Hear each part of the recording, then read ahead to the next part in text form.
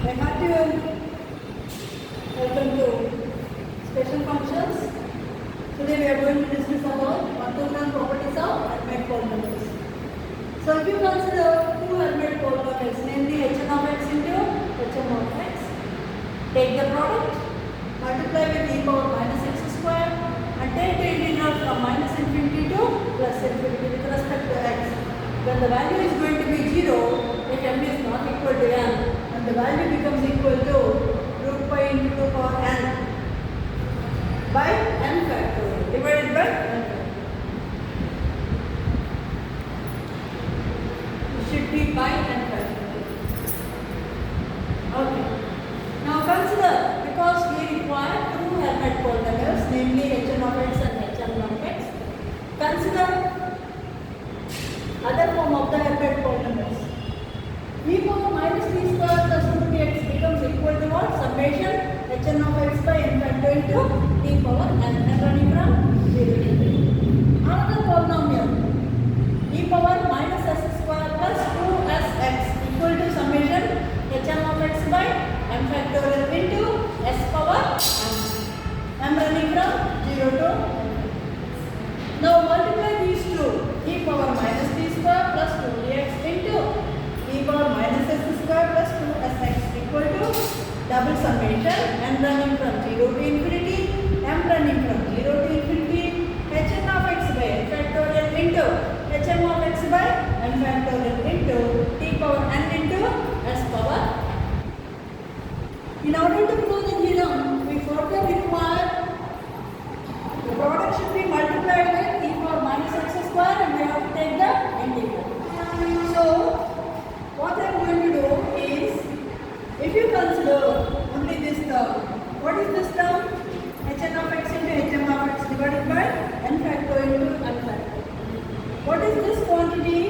This quantity is nothing but the coefficient of t power n into s power m in the expansion of e power minus t square plus 2tx into e power minus s square plus 2sx. So anyway, what is h(n) of x into h(m) of x? Equal to n factorial into m factorial into coefficient of e power n into s power m in the expansion of e power minus t square plus 2tx into e power minus s square plus 2sx. So what I am going to do? Consider now integral minus infinity to plus infinity e power minus x square into h(n) of x into h(n) of x. That becomes equal to, when you bring n factorial into m factorial the right side, it becomes n factorial into m factorial into the coefficient of t power n into s power m into expansion of integral minus infinity to plus infinity e power minus x square into e power minus t square plus 2tx into e power minus s square plus 2sx. Now you consider this quantity, that is integral minus infinity to plus infinity e power minus x square into e power minus t square plus 2tx minus s square plus 2sx dx. That can be written in single term e power minus of, take minus common, this becomes x square minus 2 into 2tx and 2sx are there, take 2 common, t plus s into x plus t square plus s square dx. But this whole quantity can be written as, this is of the form a square plus b square minus 2ab form. So we can write it as x minus of t plus s whole square. Then you will get x square minus 2 into t plus s into x. Next plus t plus s whole square. What is that? T square plus s square plus 2ts. So I am going to subtract that. We are going to get minus 2ts, so I am going to get plus 2ts. So because 2ts is independent of x, I am going to bring it as outside e power 2ts into integral minus infinity to plus infinity e power minus of x minus t plus s whole square. Now I am going to put the entire value as u. Then this becomes e power 2ts into integral minus infinity to plus infinity e power minus u square du. But this is the standard integral. This value is nothing but root pi.